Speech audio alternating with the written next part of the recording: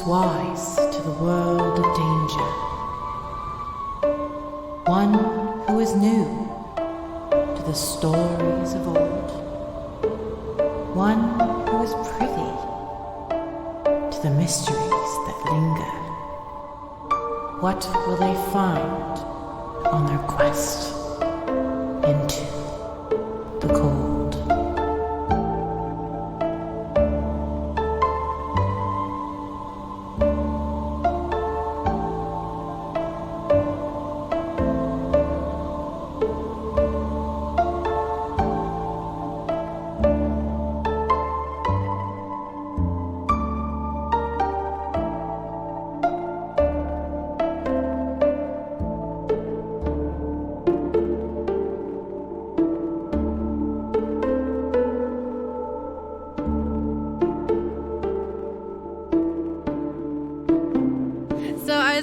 I work in an office, and it's like, whatever, I'm quitting soon, so I do whatever I want. And I was like stapling some papers, and I accidentally stapled my fingernail. So there's a staple in my fingernail. And I was like, oh, I hate it. Oh, that's awful. And then I took a picture of it and I sent it to my friends because what else do you do? And I was like, whoops. And then I took the staple out and then I was like, oh, man, that was bad. And then I looked at my fingernails and I thought, what if I did it another 9 times? And then I stapled the rest of my fingernails twice. I hate this a lot. And then, okay, it doesn't end here, okay? What? And then I sent pictures to my friends, and Brian was like, what the fuck are you doing? Please stop. And I was like, yeah, I took them all out. It was awful. And he's like, yeah, obviously it was awful. It was. I was like, all right, I'll go home. I'll cut my fingernails, and then we'll be done with it. I didn't cut my fingernails. I went back to work the next day. I looked at my other hand, which is free from staple holes. I stapled my other hand 10 times, 2 for each finger. I broke a whole bunch of my nails, but the ones I didn't break, I was like, can I make these holes bigger? Marilyn has taken her headphones off. So I used the staples to like file my nail down in these holes, and then I took a mechanical pencil and I shoved that through the holes. And is walking away. She left. And then after I got them bigger, I took a paper clip and I forced it through, and it hurt. I was worried I was going to pull my nail off, but I still did it. And now there's like these little like holes in my like little eye holes. I drew a smiley face under it, actually. I've said this before and I'll say it again, but like the most horror thing about this podcast is the shit that you say. You freaky little goblin. I still haven't cut my fingernails, but I really ought to. I'm sorry for grossing you out so much, Marilyn. I walked away mostly for the comedic shit. It was very funny. I can send you pictures if you want. No. Yeah. No, I'm good. Like it's good. Like it was a good goof, but no. I have the visual. They do like little eye holes though. All right. Marilyn, you got it? Yeah, I've been ready. Girl, if you stay ready, you don't gotta get ready. Get on my level. Hello, everyone, and welcome back to another mystical and twistical installment of Tales of Bone and Ice, a Dungeons & Dragons spooky funny playthrough podcast that follows a small adventuring party trekking through the frozen wasteland they call home. My name is Marilyn, and I play Meris, a dragonborn paladin who is here for a good time and a short time, and now a short time again, probably. Joining me is Grimhilde, playing Cukunkana, a Kalashtar druid who's hopped up on beans. I also have here CandorCore playing Condemned, the Goliath fighter, who we can all agree is sick of everyone's shit at all the times. We also have a man who needs no introduction, our wonderful DM Brian, who is possibly also hopped up on beans. But I'll never tell. Now it's time to roll for recap. Applause. Impressive. Beautiful. I wrote that down 3 weeks ago because I thought I was introducing last time. It was really good. I am hopped up on beans. Constantly, consistently, and always, forever. Consistently. So recap rolls, everybody. 19. 13. 12. Marilyn. Okay. What happened was there was a big sigil that was burned in the ground. It was a wolf head breathing fire with a scar over the eye. Ew. Oh, it was Fang, because she is a wolf with one eye. The big Goliath that was in town that we were talking to, who was like a prisoner with us, he saw Fang's chest like explode and her cage was like destroyed. She took to the sky on flame wings. Blah, blah, blah, blah, blah. The fog came back.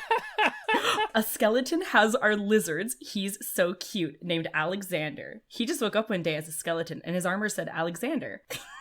forgot about him. Claimer said he saw someone, a Flaming Wings person. There was a girl. They called her the Flameborn. We head back home. I trip over a two-handed sword. A great sword. Don't need it, but okay. But I might use it. We have a collective dream. This is where I think like we ended. We're in a forest and a voice says, we seek you, blah, blah, blah. My boy Claimer's there, obviously. We go down the path. There's a corpse on a chair. I take an hourglass from it. The sand wasn't moving. There's a religious symbol on the hourglass. And then we see a door. And then I put the hourglass in the door, and then sand starts to fall. And then it got really loud. And then it's like the door opened. We see the world freeze over. And Condemned and Cukunkana were drawn to it. And the mean Claimer tried to stop them. Selfishly, yeah. There was like a bunch of bodies falling. And then a golden dragonborn wearing similar armor, ...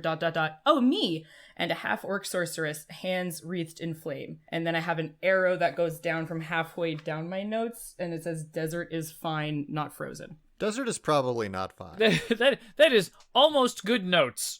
That was actually pretty good. Thank you. You talked with the Birdman who was left alive in the arena. His name is Gons. He left after you guys went outside and talked with Bennis, who was one of the prisoners. They decided to leave themselves. Oh yeah, Connie gave Grim a stern talking to about rage. Oh, yeah. Yes. Yeah, we learned Connie's tragic backstory. Well, I don't know if tragic backstory is the right term. It's tragic for someone else. Definitely life-altering. Yeah. For sure. Yeah. More way than one. Yeah. Fate-altering, even. Yeah, that was fucked up. I think that was I everything. got some kind of jug made And out of skulls. Cukunkana got a jug. Cukunkana got a jug. I don't know what it does. Don't know what it is. You got a jug? I actually don't remember this. Yeah, she got a jug. Some kind of magical item. Yeah. I have to inspect it. I failed on my investigation on it, or my arcana, whatever. So I'm just carrying it around. I'm just carrying around a jug made out of skulls. You know, like a normal person. You know what? I do remember you failing a skill check, but I don't remember the jug for some reason. We kind of glossed over it in effort of leaving the burning building, and then also maybe committing some war crimes that we didn't get to commit. Yeah. It's not a war crime if we're not acting in the name of a nation state. So we're all clear, baby. There's no laws.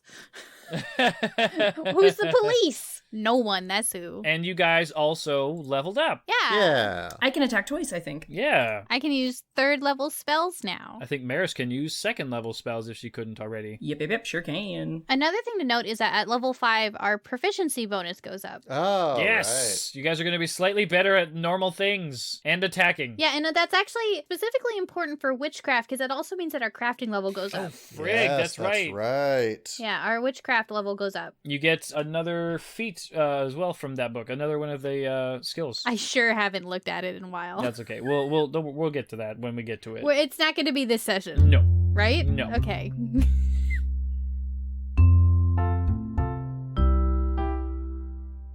So as it stands, you guys have now woken up. You were not woken up by Alexander. And as you recall, where you put him, his head is just sitting outside the tent, looking out. Should we have given him body if he is to be on watch?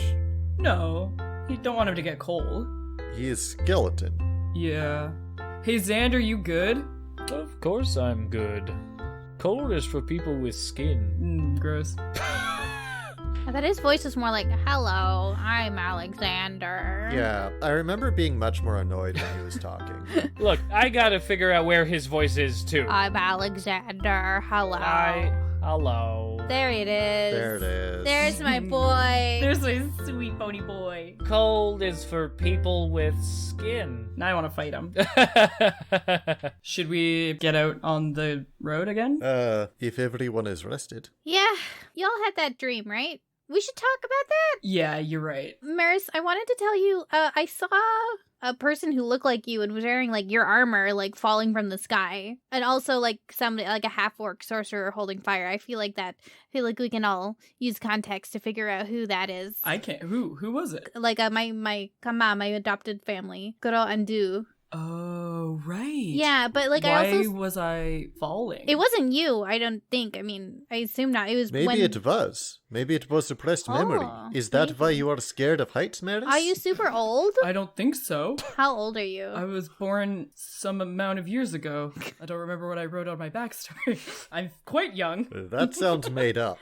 I don't think so. I mean, I don't remember being born. Oh no, is that bad? Oh, that's a bad sign. Oh my god! It's okay. I don't remember being born either. either. It's okay. Oh, okay. I was found in some dirt. Don't worry about it. Wait, what? Oh, dirt. I remember dirt. You know about dirt? I remember dirt. Wait a second. Do you remember when this was not ice? No. Why do you remember dirt? I just remember being under it and then I was here. You just reminded me of dirt. You were also born in dirt? Well, maybe I died and then was put in dirt Like a grave? and then found my way here. Oh, okay. Why would you put body in dirt? It's how they used to. It's what they used to do with dead bodies. Don't worry about it. It's compost. Yeah. Compost. Compost is when bodies decompose. Yeah, and then the ravages come. And they get all stinky and they fall apart. Mhm. Yeah, they do that except they bury it in the ground so it's not so stinky. Oh. Wait, wouldn't they not decompose that way in the frozen ocean, though? Because it'll be extremely dry and also too cold for insects, so they just mummify? Yep, you do find a lot of petrified stuff. But I mean, if you find a corpse inside of a home, I mean, we found that yuckiness in a Lucky Billfoot. Lucky Billfoots. Lucky Billfoot. Do we have another character named that later? That was a different situation because that was like a body that was like being eaten. I'm sure that they know what bad meat is. It would happen. Yeah. Yeah, because like we have like the celestial staircase back home. That's where they walk down to. It smells like meat in there. Well, it probably smells like, whatever noxious gases kill people, and maybe some of the mummified corpses, and also of the necromancer that I firmly believe is down there.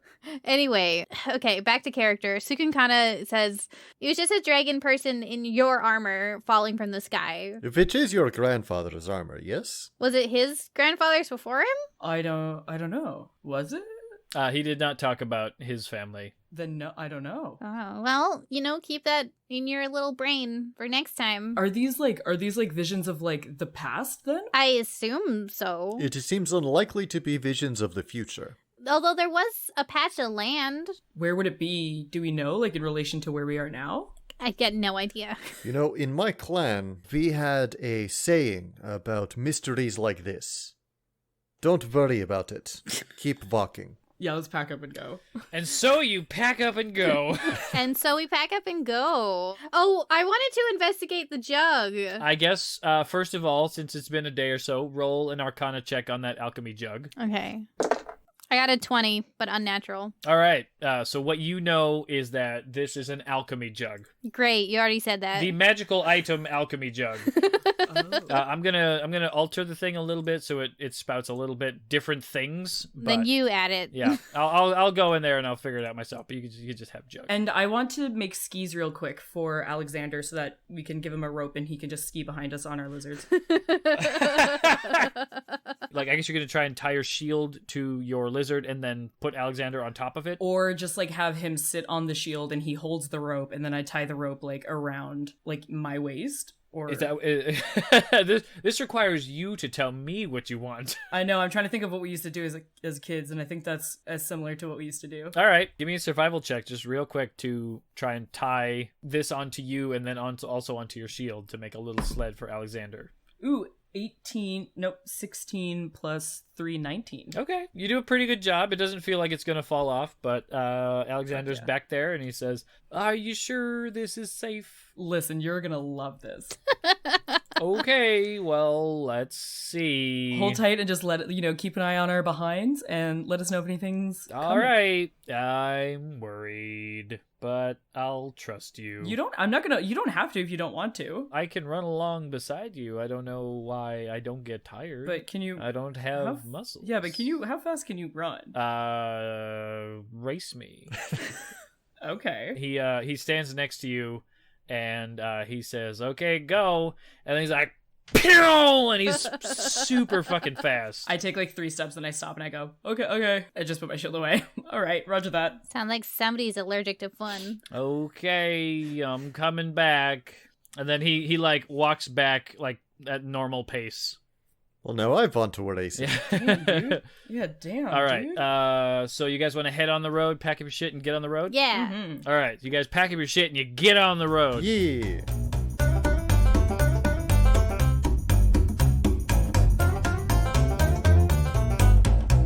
Following following Cukunkana's guidance, you make your way past the other communities that we were in. Do you guys go in and stuff, or do you like go around? I mean, should we go through? The ones with all the corpses? Yeah, the ones with the corpses and the one that's burned down. We don't need to stop at the corpse ones. Let's just not. Well, should we go through just to see if anything's different? The last time we went near the corpse piles, they came to life and attacked us. It seems unlikely to yield more beneficial results than it already has. Well, while we pass by, can I do a perception check to see if I see anyone? Yeah, of course you can. Or anything? Yeah, samesies, please. Give me the one from Grim first. I got a 9. Doesn't look any different. Okay. Seems like there's nothing around. And I got a 12. Oh, same, but like a little bit more detail.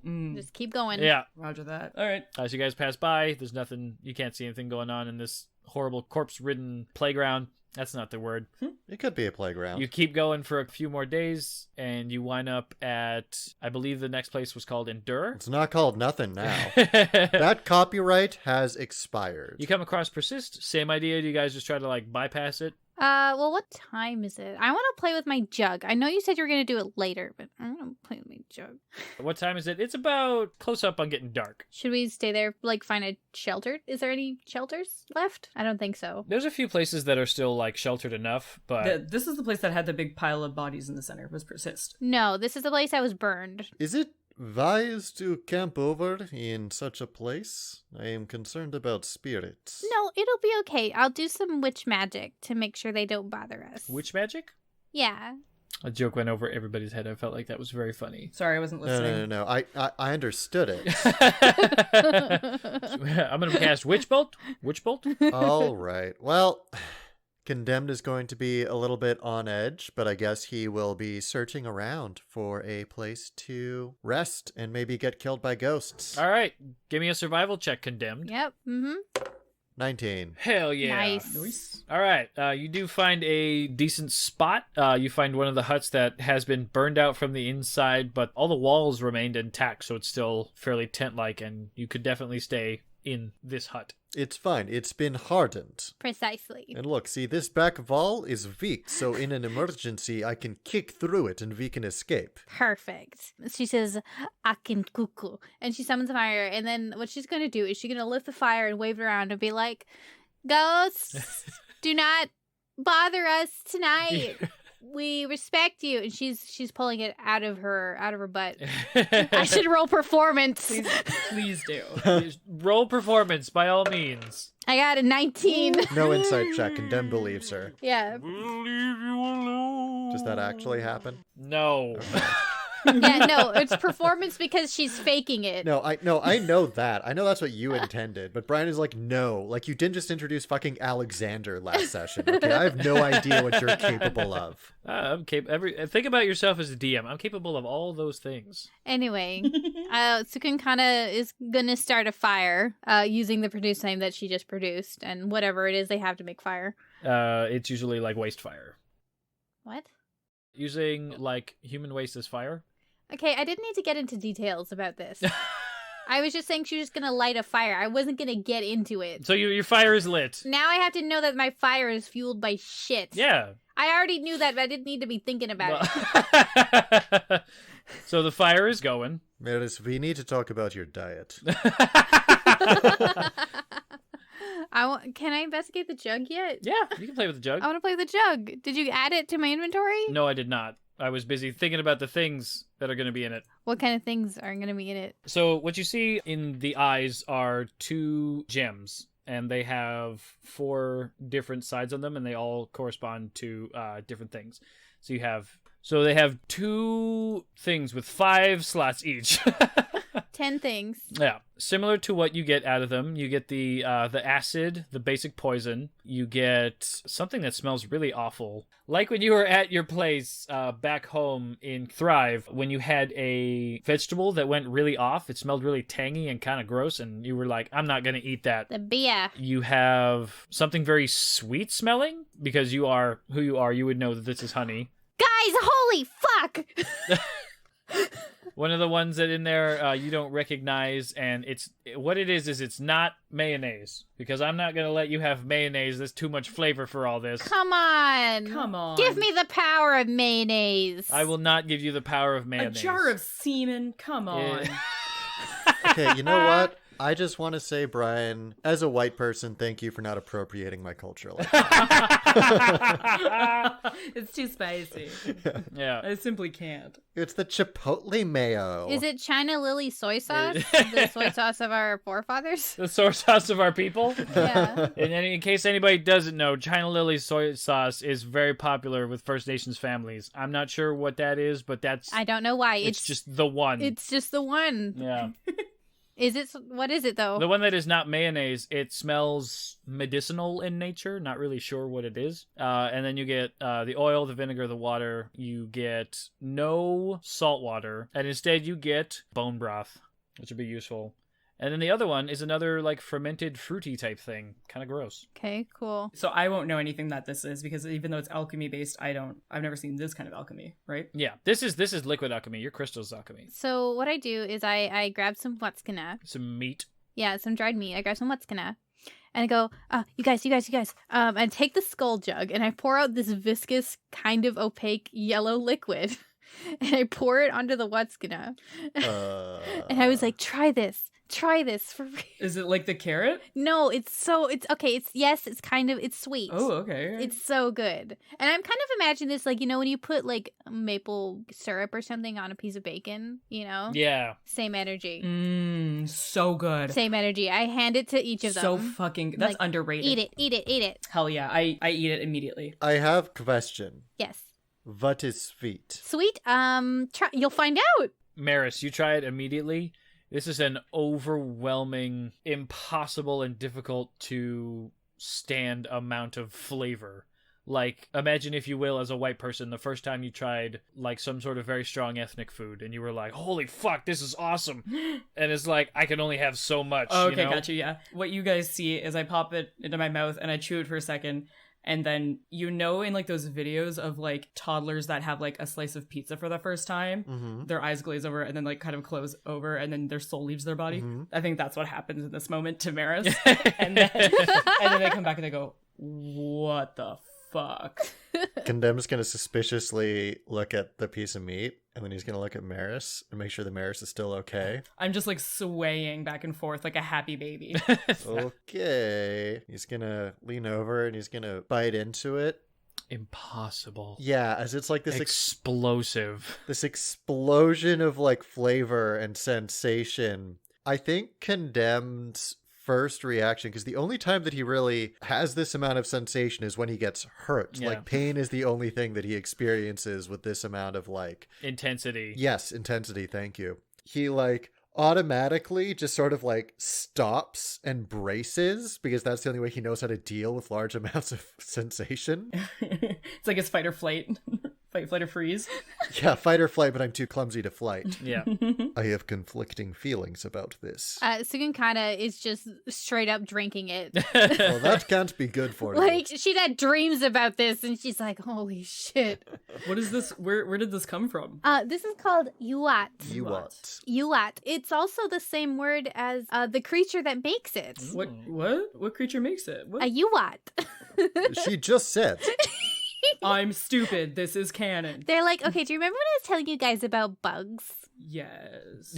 Okay. Well, there's this really cute, really small creature. They're fuzzy and they have black and yellow stripes. Uh-huh. Okay, cute. And they shouldn't be able to fly, but they can. And they're really little. Basically, what they do is they go around to these little plants, which are called aknukyuk, which are little plants that have like colorful petals on them. And they gather up stuff from that, and then they go back home, and then they turn it into this like sweet stuff called yuat.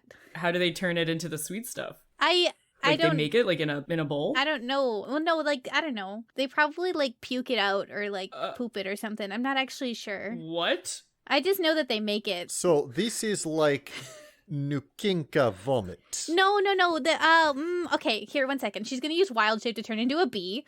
That has a flying speed. You don't have the ability to do that. Damn it! I just wanted you to tell us that we were eating puke so bad. Yeah, I want it. Okay, she's gonna take out her book and she's gonna draw a picture of a bee, a very simple picture of a bee. This is what a yuat looks like. Okay. And they're little and they're cute and they make this and it's delicious. What are the dots behind it that lead off the paper? You know when you draw a bee and then you draw the little Yeah. dots? Yeah. Show where There's it's the little dots, yeah. Oh, that's because it can fly. Oh, cute. That's Aw. how it gets to all of the aknukyuk. And for anyone listening, aknukyuk means of flowers. Alexander looks at you all just having this good time, having this honey and this food. And if a skeleton had eyeballs, he would look down at his mouth like he was upset. Like, one day I'll have a tongue again, maybe. You want me to pour some oil on you, bud? He takes his head off and he puts it outside, and then he like just lets his bones sort of sit on the inside. He's noticeably sad. Aw. Wait, why can't you taste it? I don't have a tongue. It doesn't stop you from speaking.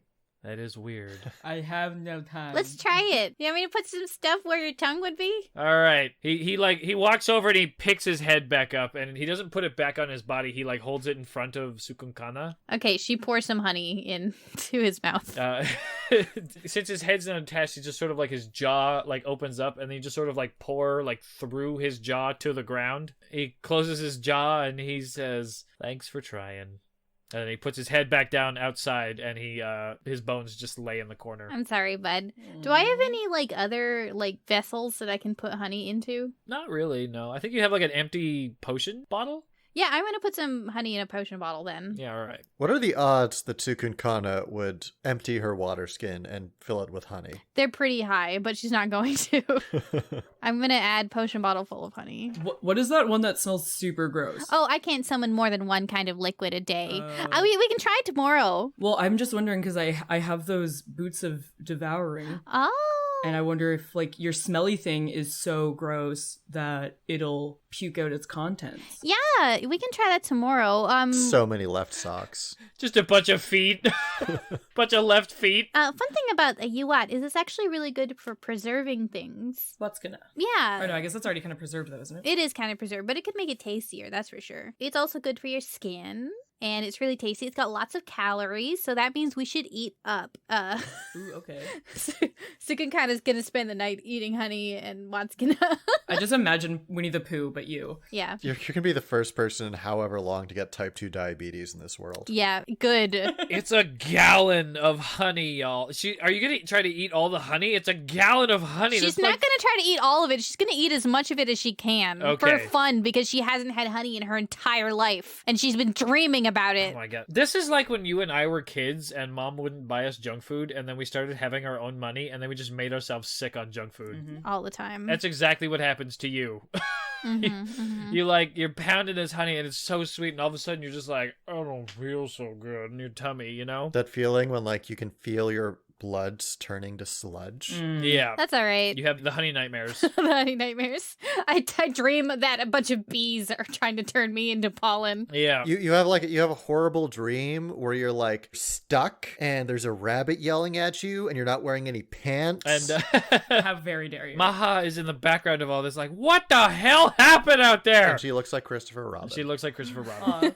And you guys wake up. Everything seems to have been all right through the night. Your lizards are still outside. Alexander's watching. Cute. Love him. Condemned is going to continue to keep watches. Okay. Never trust a skeleton. Never trust a skeleton. Yeah, I kind of assumed that we were gonna still do watches with him. Yeah. There's no reason not to have two. Who doesn't want to hang out with Alexander? There's one reason not to have two. So with doing your watches and waking up, you are able to head off, and your next stop will be Continuance, and then Thrive. Yay. Okay, I'm name blind, or name deaf, I guess. Is Continuance one of the places that's burned down? No, or... Continuance is where no, Jewel that's, is and that's where everybody. Jewel lives. Oh, that's where we had that whole arc. Right, okay. That's Milftown. Milftown, DB. Why didn't you just say that? All right, so yeah, we had to... I'm going to have to try really hard not to call it Milftown now. I'm actually gonna build a sign. Yeah, so I guess we return to Continuance then.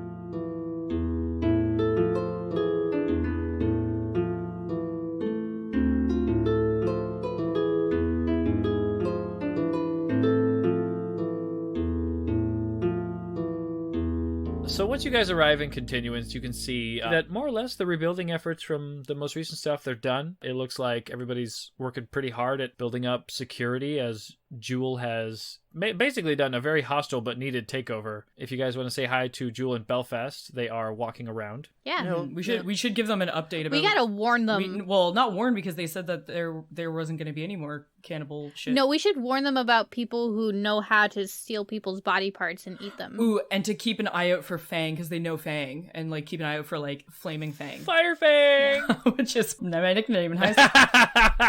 Anywho, so you guys walk up to Jewel and Belfast, and right down there, just walking between places, and they're doing a walk and talk like in a political drama. Mm-hmm. Yeah. Love those. And Jewel says, "Now, just remember, like I used to do this all by myself, and then you came along, and Belfast interrupts like, I know how you did it before because I was there. And I know how to do your job. It's okay. Don't worry." And Jewel notices you guys, says, "Oh, you three. Who's that?"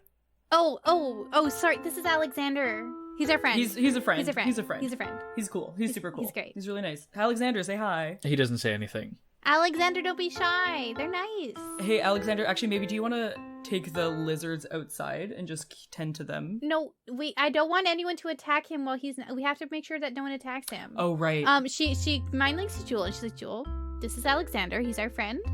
Okay. If anything happens to him, I will be very upset.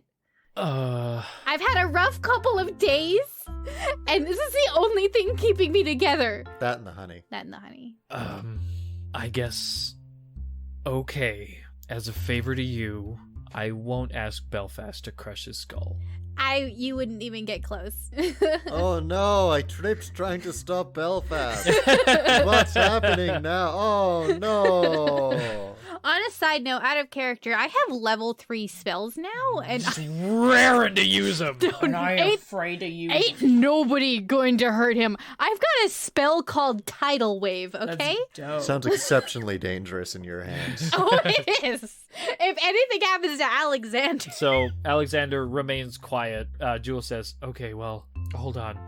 She runs off into her nearby home, comes out with like a cloak, and she just puts it over his head, and he's like, still has skeleton hands. And she runs back in and she grabs some gloves and she puts them on him, so he's like in disguise as much as he can be. You know, that's a good call. That's so cute. Now he just looks like a hooded figure, which is just as, like, everybody's got hoods and capes and cloaks and stuff. Everybody's pretty mysterious. I give him a big thumbs up to let him know he looks fly as fuck. Yeah, I wink at him. Mm-hmm. He does not respond at all. He's shy. We should have taken him into the other towns. We should have. I said it as a joke, but I kind of meant it.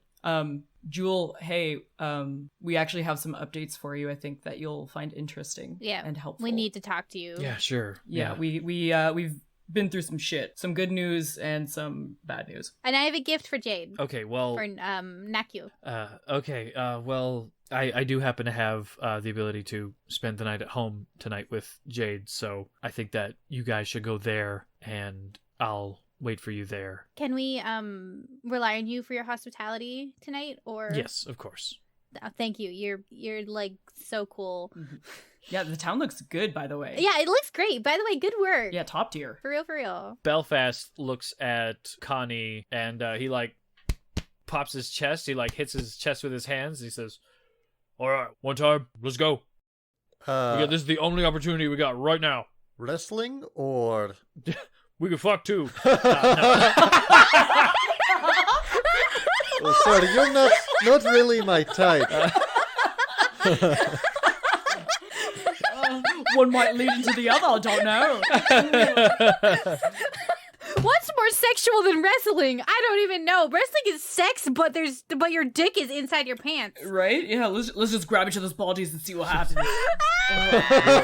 One match right now, right here, real quick. I just have to know. All right? We have time, right? Like you're here for the day. You're here for the night. Okay. I'm gonna say, Condemn, do it. Like you totally got this. Like I super believe in you. And then I'm gonna cast Bless on him. It's cheating. You right there. You stop that right there. Yeah. If I feel the blast, I'm like, take that off. No cheating. You did waste the spell. You did waste the spell slot. But I can do 3 creatures. So I'm also gonna do Grim and myself. Just in case. So you guys are just blessed for fun. Can I do a backflip? Sure. It doesn't... Because it adds to my ability score, right? No, it adds to attack rolls and saving throws. Cukunkana is about to find that out the hard way. Oh, man. Okay. Cukunkana is like, okay, wait. Someone, I want to see how hard I can punch someone with her 5 strength. All right. 6 strength. Oh, you want to go up against Belfast first? You can warm him up for me. Yeah. Oh. Belfast, I'm going to punch you 1 time, and please don't hit me back. Roll your attack. Okay. And please don't hit me back. I got 17. Do I hit him? So you run up to him as hard as you can. Yeah. Pull out your tiny little fist. My tiny, tiny fist. And it's like you just ran up to the ice and just punched the ice as hard as you can. Ow. Ooh. All right, that was a good try. It was a good one, though, wasn't it? You did your best. It was pretty good. I could have hit probably most other people. Yeah. Oh, I'm very proud of you. thank you. I did my best. Maybe I'll cross class into fighter. You got over his armor class, but you don't deal any damage, I think. Yeah, I'm pretty sure. Yeah, I hit him, but it didn't do any damage. Yeah. Technically, you always do a minimum of 1. No, I but- do a minimum of 0 damage. It's 1 plus your ability modifier, and her... And my ability modifier is -2. So you actually hurt yourself. All right. He does the sumo thing where he's like, all right, you, get ready. Cleared out, Fight. cleared out. Ooh, yeah, we like go around and make a circle, me and Yeah. Cukunkana. Kind of looks like a line, but Rules are simple. First one to be on their back loses. That sounds like sex. no comment. First one on their back has to be the bottom tonight. Gets to be. Okay. Yeah, first one to lose wins, if you know what I mean. All rough. All right. So we're not going to roll initiative. It's going to be contested strength rolls. You mean athletics? Athletics or acrobatics, depending on what you want in the moment. All right, so on a scale of 1 to 10, how hard do you want me to try? I respect you too much to not give it my all, so you better do the same. Fair enough. Uvar. Yeah, it goes big. Yeah. All right. So he says that, grows another, almost 4 feet, squares up. All right, let's go. Oh, but Bless is cheating. It's cheating because it's yours. He looks up at you and smiles. Roll your athletics check. Amazing. I pull a whistle out of my bag and I blow You don't it. have a whistle. Well, then I just make a high-pitched noise with my mouth. I got a 14 All right. with advantage. Fuck me.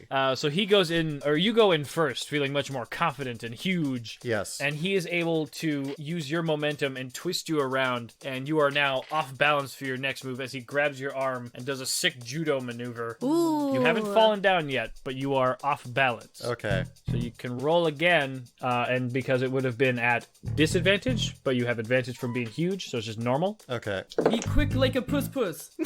Balance like a puss-puss. I got a 13. Okay. So, this is not what you were expecting. You're enormous. You're huge. You can lift like what feels like mountains. You feel a tiny in comparison to how large you are foot behind yours. And you can just feel yourself slam onto the ground with a thunderous crack. So we know who's the top tonight. Well, considering how every other fight I've been in has gone, don't know why I'm surprised. He got a 24. Good for him. Yeah. All right, definitively. That determines that I'm at least in this scenario stronger than you. And that's really all that mattered for me in the moment. And he reaches out a hand to lift you up. I accept it. Well, I mean, it means that you're a better wrestler than me. Next time we'll do a lifting contest. I have to get back to work. Sounds good to me. Do you shrink down to get lifted up, or do you stay as big as long as possible? I will shrink down out of respect. All right. He helps you up the way that bros help each other up, you know? Yeah. And then he pats you on the shoulder and he says, all right, I'll see you next time. And he heads off to keep fixing shit and building more shit. All right. Sukin kind of goes over to Condemned and pats his shoulder and it's like, you get him next time, bud. I'm sure that'll be the exception, yes. I'm sure it will. You're gonna get him. He cracks his neck. All right, well, let's go. For record, I didn't roll above a 7 on any of those, and on the first one I was rolling with advantage, so feels good. Holy fuck. Get all your bad rolls out of the way now, right? You know what? We've established that Condemned, the fighter, rolls terribly in fighting and then rolls well elsewhere. So what I'm going to do next time is make a bard who will kick ass in combat and then fail every persuasion check. Yeah, exactly. So you guys wind up at Jewel's place, and luckily for you, Nakyu is currently in the dining area, and she's practicing her fire. Nakyu! Akin kuko. And you can see that this is now as large as yours is. Ah, Sukni! You're doing such such a good job. Yeah! And she like hucks it at you. Can I catch it? Yeah. Hell yeah. I say akin kuku, and I summon my own fire to catch that fire with it. Super dope. She rolled a natural 1, so you like absorb it into your fireball, and your fireball becomes bigger because of it. Sick. Oh, sorry. You scared me. I'm not used to people coming in here. It's okay. She dissolves the fire. I got you a gift. Where would you get me a gift? What would you get me as a gift? A little thing called a Yuat gave me some Yuat. You what? You know, bees. What you what? Precisely, now you get it.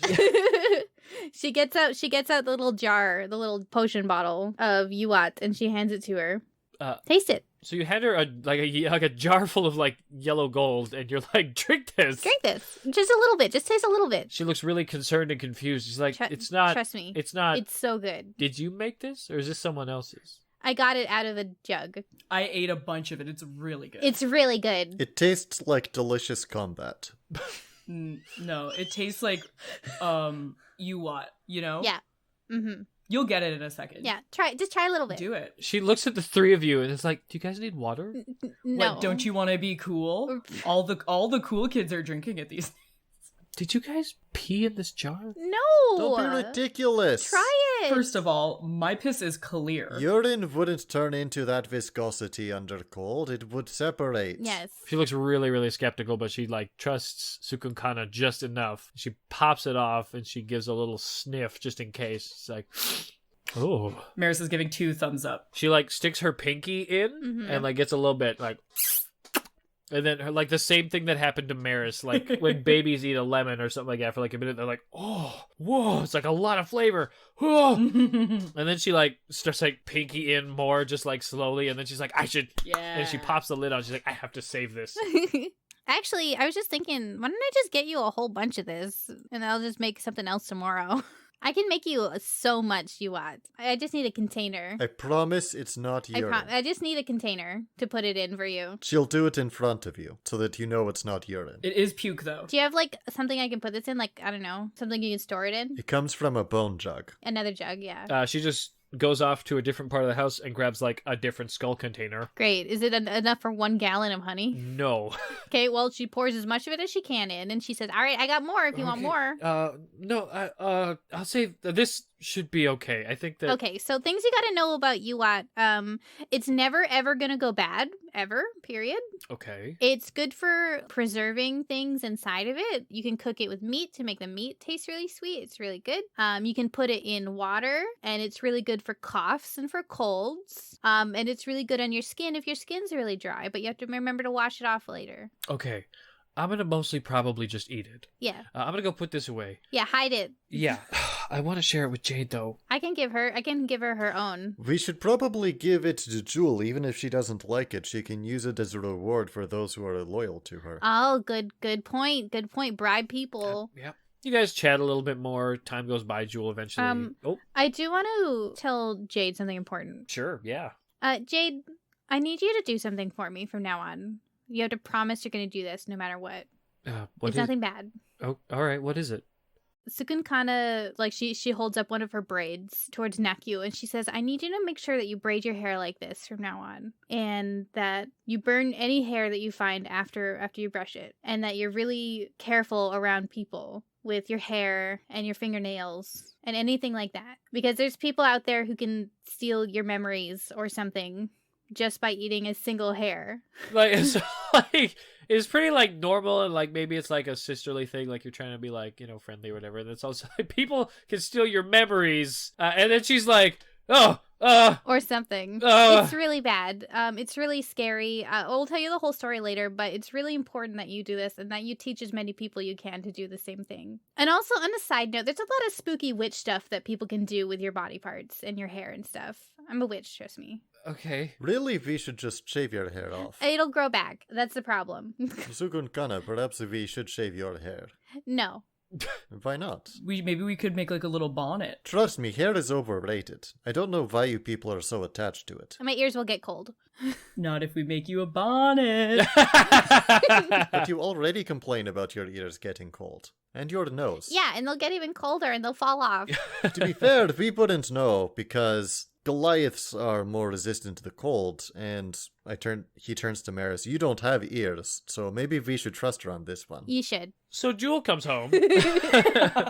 She comes in and she's very happy to see all three of you, or all four of you, all hanging out. 5 of you. Alexander, Jesus Christ. Alexander Skeleton. She's only happy to see 4 She's of us, happy to though. see 4 of you, and then Alexander has his hood off, so there's just like this skull on top of a body sitting around her dining room table, not saying anything.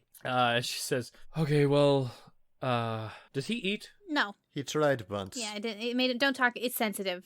Yeah, don't. He's sensitive All about right. it. To be fair, we pushed him into it. We did. We've been bullying him a lot. It's actually... So he's sensitive that he can't eat. Should I give him a bowl? It'll just make him sad again. It'll just make him sad. His shoulders like slump down. Oh, honey.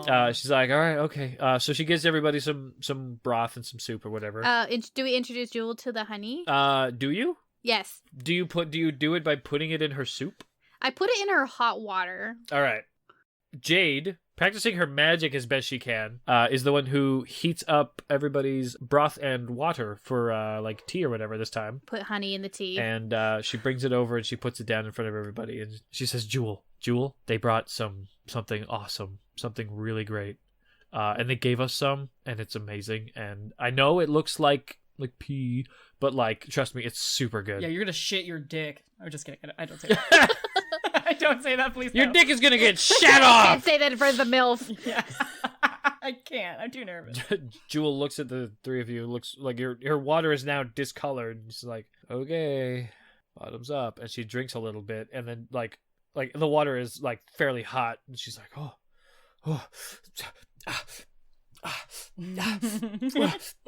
it's hot. But she keeps drinking it more and just like, it tastes so good. Yeah, I do that too. Do you want some? Do you want more? Yeah. Yeah. If you get me a container, I can put more into it. I already gave Jade her own. Do you want more? Sure. I need another container. Sure. I'll see if I can find some. She runs off and she comes back with another like identical. Is that the other half gallon? The other half gallon, yes. Okay, I feel it. I give her the you watch spiel about what it is and what they could do with it. Okay, that's a lot to take in. I should write this down or commit this to memory somehow. I'm just really invested in this flavor. I know, it's so good. You're welcome. I completely forgot what happened. Where were you guys going? What were you doing? Oh, it was fucked up. Bruh. Bruh. I died. It's been a day. What? I did die. I'm back. So the good news is that the undead horde should no longer be an issue, as there was some infighting is maybe not right word for it, but effectively infighting amongst the group that was responsible, and so it is no longer going to be a problem. Bad news is that there is a powerful witch who is going around and is teaching people how to do what the Bill Luckyfoot imposter was doing. She like spits on the ground in her own home because she's just like so like yeah. Indeed. Truly upsetting. Yeah, there was this whole village of people who were basically kidnapping people, eating pieces of them. There's this asshole, don't remember his name, Puss, who was basically forcing people to fight to the death for sport. He had an entire house made out of like people's skin. It was horrible and traumatizing. It was pretty gnarly. It was real gross. Pretty hard to set on fire. Really bad taste. I did get this jug out of it. So you hear Jewel sort of like, you know, like the thing when you throw up in your mouth a little bit, like, oh. Drink some of that UI. It's going to help. Yeah, she just has a little bit. I want you guys to know, in case you had any connections to people from those villages or in case you send caravans out to do trade, Endure and Persist no longer exist. That explains why the caravans never came back. So don't send any more because there's nothing to go to. Where were we? Duration? Duration was the problem village. Duration was where your friend Fang was from. Yeah, it also no longer exists. Shit. We also have news about Fang. Be careful if you see her because she has more power than any of us imagined. She almost like burnt half the town down by herself. There was a bird guy named, what was his name? Chop Chop? Chop Chop. Yeah, there's a bird guy named Chop Chop and he is looking for people that are special or something.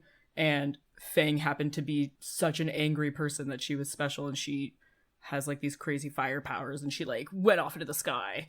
So be careful if you see her because she might be a little unhinged and extremely powerful. Shit. Interestingly, Chop Chop himself does not seem to be direct problem. He wasn't interested in creating the undead hordes or making people fight to death. However, he does seem to be, inspiring and empowering creative individuals. And also crazy strong. He killed the big kitty, the big puss with a point of his finger. It was pretty wild to see. Yeah, we saw his brain. Oh, yeah. He only let us go because he thought we were, like, interesting. So, like, Jewel does, like, the, like, shaky hand, like, bringing the drink to her lips, like...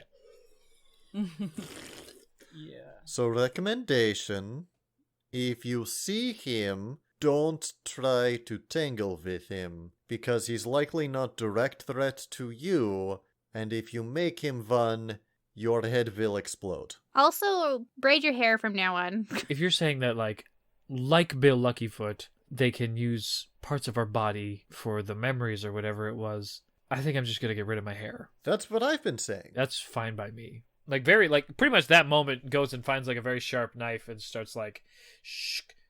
Make sure you burn that. Would you two mind? She gestures to the two druids in the room. Just shh. You want me to burn your hair off? Not off, but like burn it when I'm done cutting it. Oh. Yeah, no, sure. I take a lock. No, just... Then you eat it. I eat it. I'm gonna find out all of her hobbies. She's trying to like get like she's getting like flashback memories. She's just like smelling it like. Ew, I hate it. She does not leave a lock of hair. She gives it all to the two druids to burn. We burn it. And then she says, okay, this is a lot to take in. Jade and I are going to go into the other room and we're going to get ready for bed because it sounds like her and I have a lot of stuff to talk about in regards to this stuff. She's been helping me with all the important planning stuff. She hasn't been able to like go out as much, but she's been very helpful to me personally. As you know, Belfast is doing what I used to do, and I'm doing what Bill should have been doing. How are the rest of the townspeople taking all of this? Have they been, I know everyone seems to be rallying together to help protect it, but... Well, for the most part, they're realizing how defenseless we were before. Now that I've been able to look at and analyze and determine how many resources Bill was actually wasting on stupid shit, it's actually a lot easier for us to fortify than we thought. So, like, Bill was bad at his job before he got eaten by, like, a crazy bird man? Yeah, it's not a great way for it to have happened, but it's better now. Yeah, so it all worked out in the end. I mean, we still had someone, like, eat another person and steal their identity in our community. Well, yeah, but it sounds like he was a liability to the group, so this was for the best. Everybody's still traumatized. Is there anyone else in the town that we should be wary of? Is there anyone else that has been acting weird? Well, not weird, but Nurse Marin, she's been hard at work. We haven't seen her outside of the hospital much. Maybe we should check on her. Last I talked to her, she's really been working hard at not needing help. Like, refusing help, or just... She doesn't want to need help. Oh, I wonder if that had something to do with me. Yes. Yeah. Yeah, 100%. Yeah. He's very... Yeah, I obviously. apologized to her. We had a conversation. That doesn't mean that it didn't happen. I grew up. I died. I'm older and stronger and smarter Better, now. faster, harder, and stronger. And so hotter. And hotter. Yeah. I wouldn't recommend you guys talk to her right now. All right, well. Perhaps you should speak to her. It seems as if being unwilling to ask for or seek assistance when overwhelmed is a particularly bad trait for a healer. Yeah. Mm-hmm. It's not about asking, it's not about when she is overwhelmed. It's about her getting to a point at which she is overwhelmed. She wants to be strong enough to not be there. Sounds like there should be more than one nurse. Is there anyone that she can apprentice? That's a good idea. I'll see if anybody in town is willing, but... Naku will develop healing spells eventually. Is that right? Yeah. Huh. Something for you guys to talk about. Okay, I'll bring that into consideration. I feel like we probably should have mentioned that to them before. Think of it. I mean, fire's pretty useful, though. Okay, we have to go down for bed. I think that you guys should also, and as per usual, people are still a little bit uncomfortable with you guys, so just head out tomorrow. And then she leaves and goes to bed. Alexander is now alone with you guys, and Naku and Jewel are off in their area, and he says, I'm really sorry. I get it. She's really hot, right?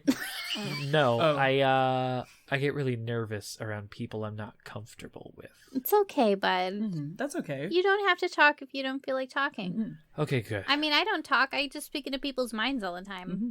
I think that you guys should go to bed. I'll stay here. I'll watch. I'll be sentry. as he sits, he just sort of like sits at the table and then his head just like rotates around slowly. Is he in the middle of the? Can other people see him? He's in the middle of the room, but like the curtain is closed where Jewel and Jade's room is. Okay. And he's just sort of like in the main the dining area where people would have to go through if they're coming in here. That'll be fine. So he just sits there, his head rotating like a sentry. Cool. We go to bed. He success me it. Yeah, hell yeah, it does. Good night.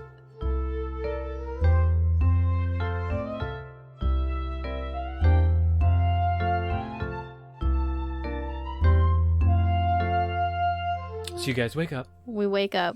Yeah, it's now time to head on out. Because you slept in a community, you get that any spell slots or stuff that you used. Oh yeah, stupid bless. Yeah. Hell yeah. I used so many spells. Hell yeah, you did. I should have used more spells. And as you guys get up and stuff, you do your normal goodbyes and you head on out. And of course, Harold is still just outside. Bye, Harold. He eyes you suspiciously. If it makes you feel any better, it is very unlikely that we're going to reveal that yet another town leader is secretly a shapeshifter cannibalizing the real leader. I don't care about that. Oh. It's them lizards. You don't like my baby Napgoth? I'm not saying that. It's You just got a problem with me? Napgoth is so sweet. They're baby. Look at them. She points at her lizard, which is the babiest lizard in the world. Do you remember what happened last time? No. One of them did go a little bit. Did they? Exactly. All right. Don't worry. I'll just stay here. You just keep walking. I'll see you next time. Okay. I'm gonna kid. Laters. Awesome.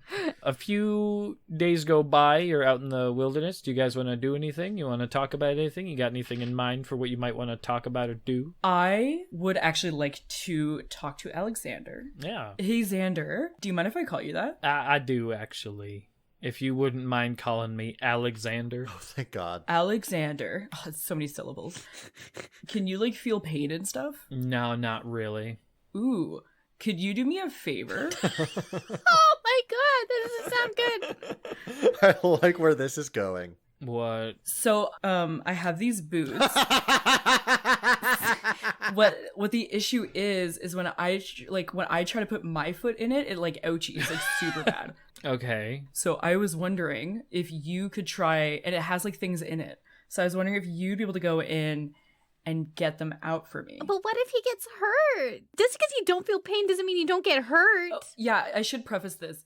Can you die? I mean, I did it once. He can be destroyed, though. Yeah, we've seen plenty of skeletons get destroyed. That's true. If I put my hand in there and then it bites off my wrist, then I won't have a hand anymore, right? Yeah. Meris, I'd like to say something. Do you remember what I said to Jewel when I said that if anything happens to this skeleton, I will be very upset? This threat also applies to you. If anything happens to Alexander, I will be very upset. Doesn't that not really play into the whole conversation that you and Connie had the other day about rage? You're right. If anything happens to you, I will be very upset, though. I mean, I really appreciate it because I've been following you guys for quite a while now. I know lots of stuff about you guys. You guys are maybe my best friends ever. I sure am. Alexander. So speaking of creepy things that have been happening to us over the past few weeks, should we speak about some of the other dreams? What, like, do you want to learn how to play the banjo or something? Yes.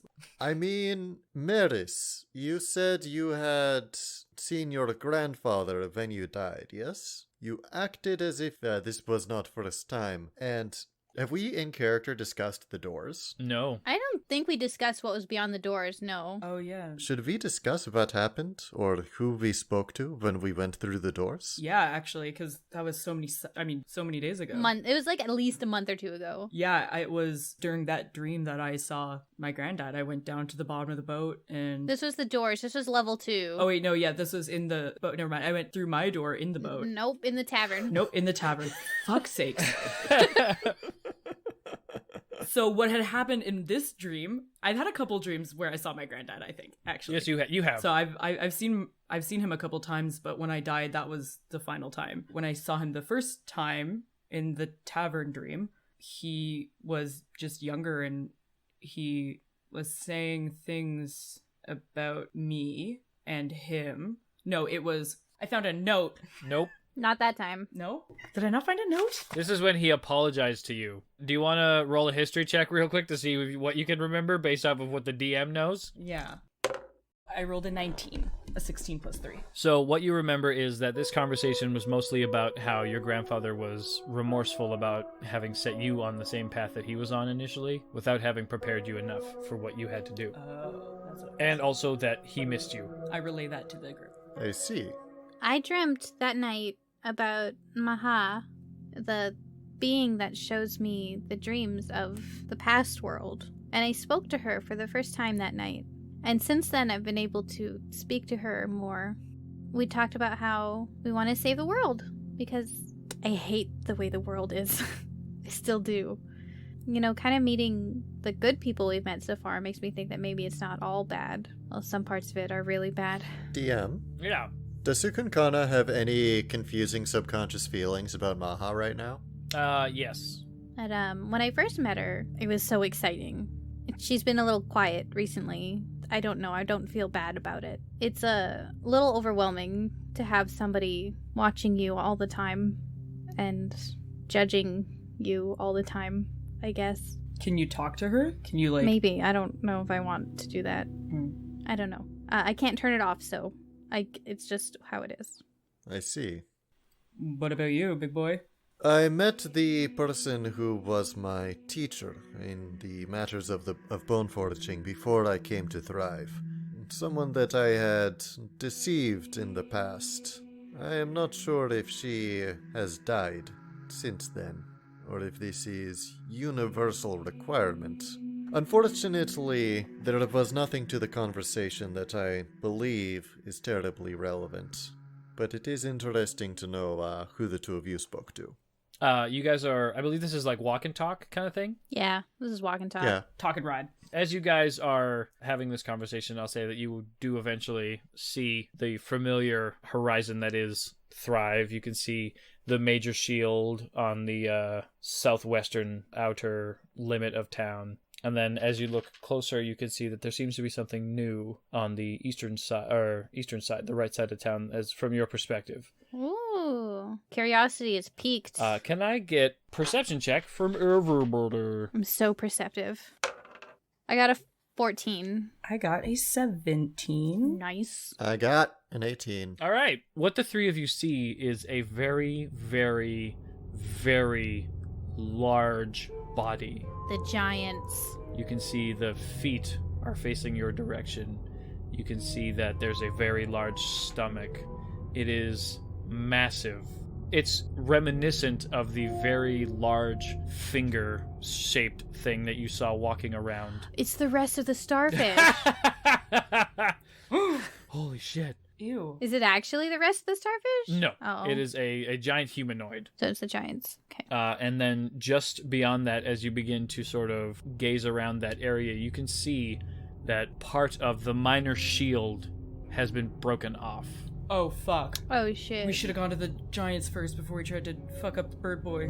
I mean, it was all bad, though. As you begin to see more of town, you can see that there's much destruction in that sort of area. Sukun kind of goes faster. Fucking hiya. Yeah. But yeah. Okay, let's do this. So the three of you just hit your lizards up I do in the- not hit her. I say huya, which means let's go. I would not hit Napkach, ever. I'm not saying actual I would kick. never kick Napkach. This is a Like metaphorical. a little horse squeeze. Okay. Yeah. As long as we're clear on that. Condemned does slap into Kuat. Okay. So you guys kick it up into high gear as you're heading into town, and Alexander says, as he's running beside you, I don't think that I should come into this one. This seems like a big deal. Do you guys have a way to communicate with me outside of town? Should we give him a Rocky talk? Yeah, give him the Rocky Talkie. Okay. He's like, all right, I'll take this one. It only works once. I'll wait over here on this side. If you're in danger, just call us. Okay. Call me, beat me if you want to reach me. As you guys are heading straight toward town, he like peels off at 90-degree angle to just go hide in the fog. Yep. Condemned immediately gives Cukunkana his walkie-talkie. She takes it, pockets it. The three of you get into town, and you can tell that Cukunkana, your home, seems to have been one of the targets of some of this damage. I beeline to it. You outline. You outline. Oh, was the big feet, was it dead or is it alive? It was laying down. It looked like it was probably dead. Okay, good. I thought that it was like alive. So I was like, why are we doing I got scared. Is there any screaming or sounds of fighting or whatever? No. Okay, I go home. Okay, so as you go into your home, you can see that it doesn't look like it was on fire or anything. It looks like most of the damage was physical. Ma? You can hear her sitting in basically her war room, and she says, oh, daughter. She bursts into the room. Daughter, come here. Ma? She has a bandage around her head and her arm in a sling, and she's sitting in her big commander's chair, and she looks like she is haggard and like she's been through some shit recently. And she says, oh, daughter, it's so good to see you.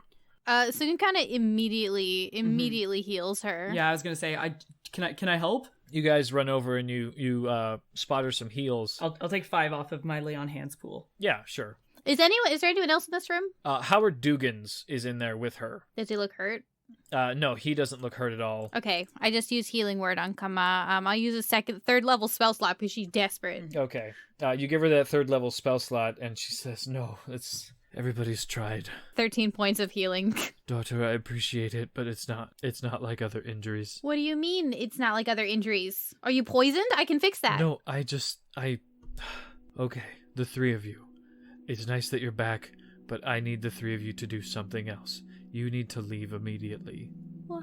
And she turns to Howard Dugans, and she says, okay, you need to find Lion's Grey, and you need to get them the thing that I told you about, okay? Why do we have to leave? I can't promise it'll all make sense, but this is the number 1 priority, okay? We just got back. I know. Do you know what happened out there? I know. But this is more important, okay? This is the number 1 priority. Howard, go. Go now. She looks you up and down. She says, you're so tall. You're so tall, and I'm so proud of you, okay?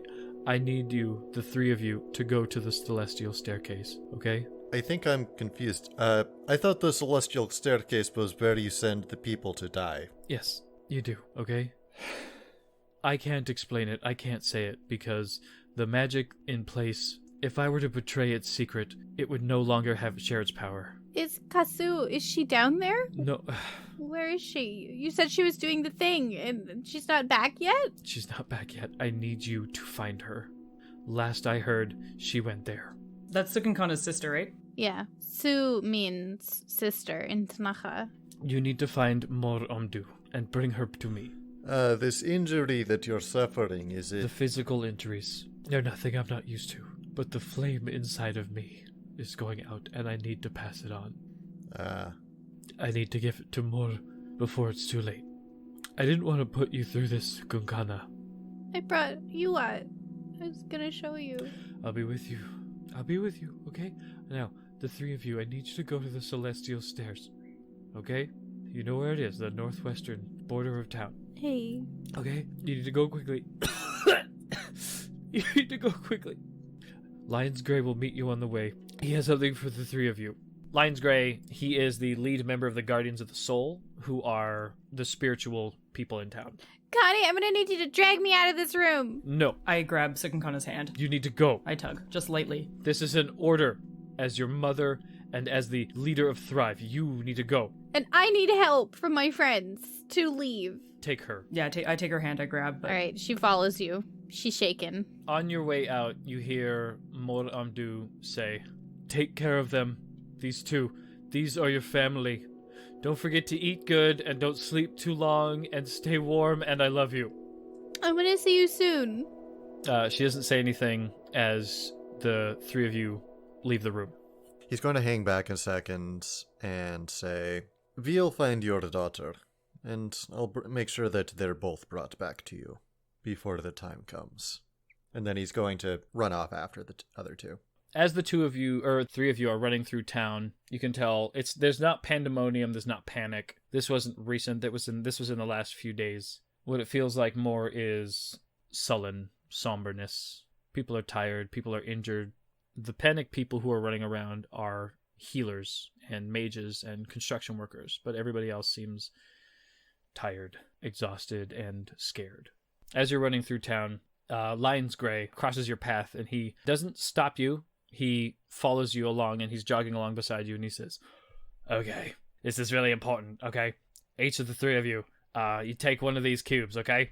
You, Connie, this one here, Meris, this one's for you, and Cukunkana, right here, take this. Use these somewhere where you're safe and there's no one around, okay? What do they do? How? All you have to do is speak into it. I want to make something. I can't really explain it. This is something that your mother had me working on, and you need to do it now, okay? So whenever you guys find a safe place, you feel like you can be in your own element, these are for you, okay? You work once a day. Okay, go on. I gotta get back to what I was doing. And he turns off, and each of you now have 3 cubes that haven't really been given much of an explanation. As you continue on your path, eventually you see before you the celestial staircase. Across town, you can see that there are people who are climbing on top of the giant's body and butchering it for pieces, for bones. It's comparable to the size of the bone garden. This could be a massive resource for the town if they manage to pull this off. Oh, I see. So when it's elf or human, it's wrong, but when it's giantkin, sure. Now it's fine. Giants aren't people, they're monsters. I didn't say that in character. Yeah, speaking into the cube, bitch. I mean, my clan used both, but we only got shit for the elven ones. All right, should we fuck off down these stairs? Yeah. Okay. What you see before you when you finally reach the celestial staircase, this is outside the border of town, so you're able to look at it, I believe the first time for all 3 of you see it from rather close distance. The way that it stands fairly tall up in the air, and it looks like this is sort of a backdrop to a descending staircase that leads down into the ice. The colors that you can see coming out of the staircase are really quite beautiful. They're green and blue and a bit of rosy pink. Going forward, it's scary because this is where you were told that people descend into to die. How wide is the stairs? Fairly wide. Crowds of people could go Crowds into of people can go into it. That doesn't bode well. So what you can see is that it descends down into the ground and then takes a left curve. Oh, so he kind of starts walking. Yeah, we go forward, I guess. Time is of the essence. We go. When you are descending the celestial staircase, curiously, there are no bodies. I don't like that. Cukunkana, for the first time in quite a long while, you hear Maha's voice. Go on. There's something more down there. I'm not doing this for you. I'm doing this for my family. She thinks back. As you descend into the celestial staircase, it's beautiful. And surprisingly and unusually, you feel comfortable and warm. It's warm under here. It's consistent and very pleasant. This unironically puts Condemned on edge. Yeah, Cukunkana is also on edge. Not even as a joke, just as okay, so we're descending into a scary thing and we feel very welcomed and comfortable. This is a bad sign. Cukunkana says Akin Kuku, and she summons a fire to light their situation. Yeah, in kind, Condemned draws his shield and draws his fist. Hopefully it's not filled with a flammable gas. Yeah, it's surprisingly well lit as you are walking through here. Still keeping my fire out. I think Meris feels comforted just to know that, her granddad got to see such pretty things on his way down to die. The colors of the ice, they're surprising and beautiful, shining a brilliant burgundy and cerulean with sparkles of bright juniper. You begin to hear the clanging of something unfamiliar to most of them. You hear the clanging of a forge. What? Why? Condemned, it sounds metallic. Oh, they're working with the good shit. Rounding a corner, after following the staircase for a while, there is an intense and massive, for Cukunkana who would know what I'm talking about, but everybody else, this is your real life description, anthill-like society that dwells deep under the staircase. Everybody that you see seems to be a little shorter than the average human being. Dwarves. Fuck yeah. Dwarves. Oh, dwarves, thank God. I thought it was going to be a bunch of gnomes. I thought my heart said, is it a bunch of frogs? It's not. Are there beards, Brian? There are beards! So many beards! Fuck yeah. I feel at home. Me, Marilyn. One specific thing that you can see rather far away, but fairly easily, is a catacomb-like tribute to everyone who you can remember making their way to the celestial staircase. These are the dwarves. This is what they've been doing. One of them sees you and addresses you and says, "3 of you don't look like you're dying." We're looking for Moramdu. All right, I mind linked to him, by the way. come with me. Okay? We have someone who wants to talk to you. The three of you are rushed relatively quickly. There are dwarves coming in and out of every which way. It seems like they are well put together, well mannered. They are very efficient at moving around these hills very quickly. And they bring you to a person who has a large red beard and large red hair. He has a giant hammer sitting next to him and a crystalline axe on the other side. Did we know that dwarves were down here? Nope, nobody did. Okay, you know what? I'm just gonna say it. These are not the angels that I was expecting to see in the gates to heaven. Yeah. But I approve. I'm rolling with it. I approve. I'm jazzed. Condemned doesn't. Way too much hair. This specific fancy dwarf with the red hair and stuff, he looks at you and he says, okay, you three. Okay, pause. Can we roll back a little bit? Can I request that the head dwarf is a they, them? Just because I like the idea of a non-binary, fully bearded dwarf. Sure. Just because it'd be fucking cool, okay? So this dwarf, this they-them dwarf, who is not about to address his gender at all, their gender. If we refer to them, I want it to be they, them. Like, you could do the normal thing. Yes. We go back, do the normal speech, but I just think it would be cool. Where did you get the three of them? They came from the staircase, but they're not close to death. I think that she sent them. We were sent by Groamdu. Yes. He huffs a bit and breathes out of his nose slowly. The three of you, sit down. My name... Time is a bit of the essence here. We don't have time. My name is Balfour Flametooth. Our society owes Groamdu a great service, but we are sworn to keep it secret. Alright, so it appears to be dying, and she needs to pass her flame on to her daughter before she does that. And she appears to be dying at rather, not precisely sedate pace. That would explain why you're here. It would. We did it. We just did. Just explained. Did Moramdu make it back? We don't know where she is. That's the problem. Isn't she down here? Do you know? Yeah, the last place Kama said that she was here. Okay. Then we have a lot to talk about. Well, we better get talking. And that's what we're gonna call it. Excellent! Look at us. That's what we're gonna call it. Professional.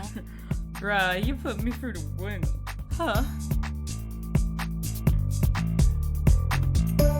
Thank you everyone for listening to episode 16 of Tales of Bone and Ice, starring Grimhilde as Cukunkana, Marilyn as Meris Candor is Condemned, and myself, Brian Sherwood, as the DM. Music and editing done by Chelsea Love, with additional editing done by Brian Sherwood. As usual, you can find us at BonePod on Twitter, and using the hashtag BonePod gets you in the draw when I need names for NPCs who may or may not die.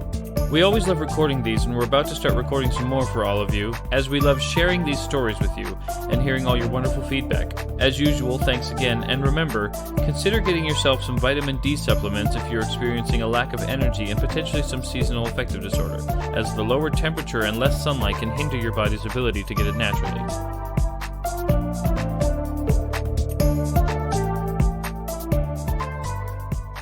Lower temperature and less sunlight can hinder your body's ability to get it naturally. I think I nailed that. Also, I shouldn't have put that right on the end of that like I did. Love you. Bye.